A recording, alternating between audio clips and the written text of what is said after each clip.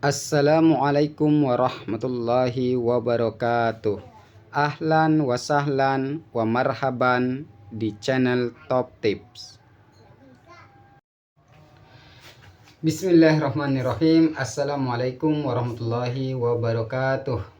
Baik sahabat Top Tips sekalian, untuk kali ini kita akan belajar hikmah atau mengambil hikmah dari salah seorang ulama besar zaman tabi'in, yaitu Hasan Al-Basri. Kisah ini tentang perjalanan hidup beliau dalam bertetangga dengan seorang Nasrani. Jadi ceritanya, Hasan Al-Basri ini bertempat tinggal, kalau kita istilahkan dengan zaman kekinian, yaitu bertempat tinggal di rumah rusun, rumah susun ya.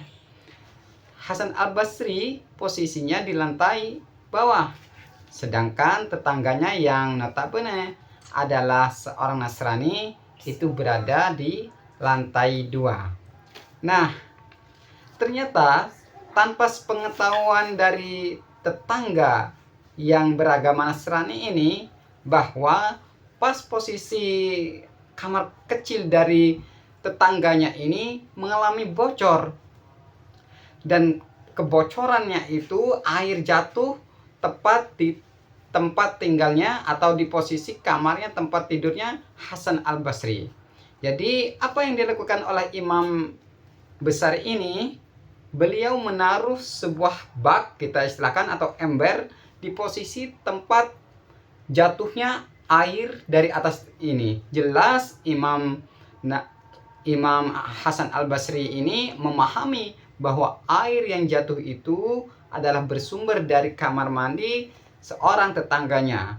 Artinya beliau memahami bahwa air yang jatuh itu najis.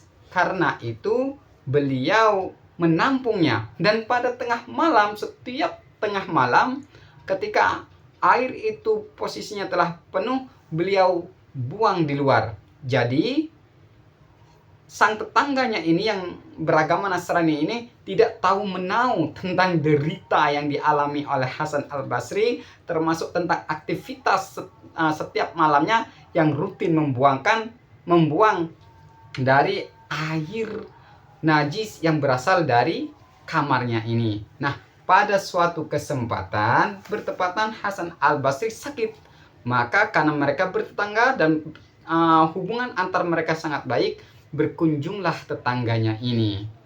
Dan saat itu Imam Hasan Al-Basri berbaring di tempat tidurnya. Tanpa disengaja, sang tetangga ini menemukan dari tempat atau bak Hasan Al-Basri yang menampung tetesan dari atas tersebut. Fahamlah sang tetangga ini bahwa tidak lain tetesan itu bersumber dari kamar mandinya itu.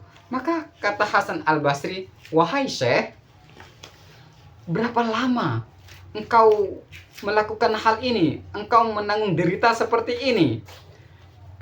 Dan mengapa engkau tidak memberitahu aku selama ini?" Maka kata Hasan Al-Basri, "Sungguh ini telah aku lakukan sepanjang 20 tahunan. Bayangkan, jadi Hasan Al-Basri tidak pernah memberitahu, dan boleh jadi kita bisa simpulkan beliau tidak pernah merasa terbebani oleh apa yang menimpanya terkait dengan bocornya air kamar mandi dari tetangganya itu.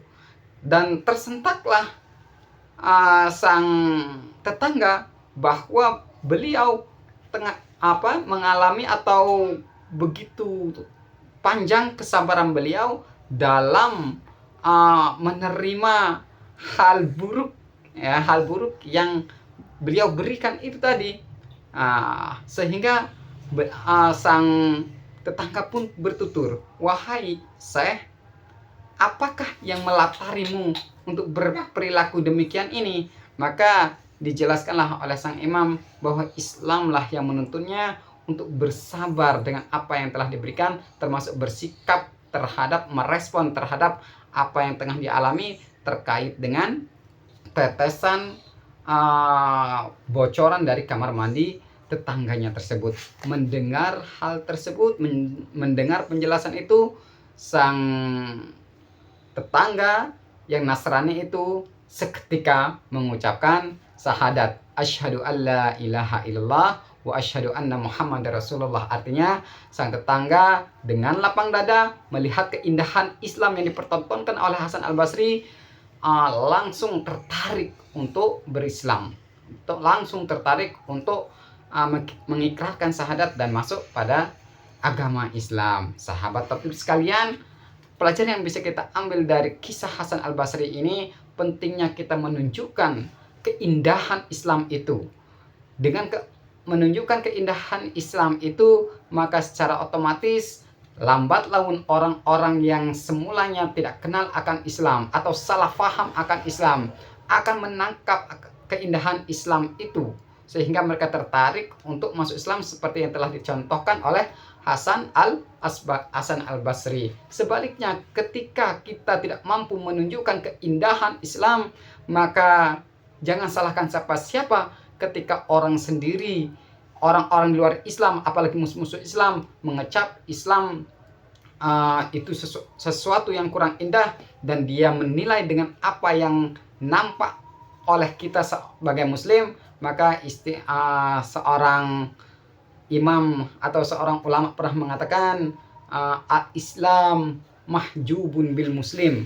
Islam itu atau keindahan Islam itu terhijab, tertutup oleh perilaku seorang muslim. Sehingga Islam itu indah, tapi karena dipertontonkan oleh pemeluknya dengan tontonan yang kurang indah, sehingga orang di luar Islam menilai Islam itu kurang baik, kurang indah. Jangan sampai ini yang terjadi, dan marilah sebaliknya kita coba meneladani apa yang telah diberikan, apa yang dicontohkan oleh Hasan Al-Basri itu, yaitu memberi contoh yang indah sesuai dengan tuntunan Islam. Insya Allah musuh-musuh Islam ataupun orang-orang yang belum kenal Islam, lambat laun mereka melihat potret Islam, keindahan Islam, sehingga mereka bisa tersapa hidayah sebagaimana tetangga dari Hasan Al-Basri ini. Demikian hikmah pada kali ini. Wa akhirul kalam, wassalamualaikum warahmatullahi wabarakatuh.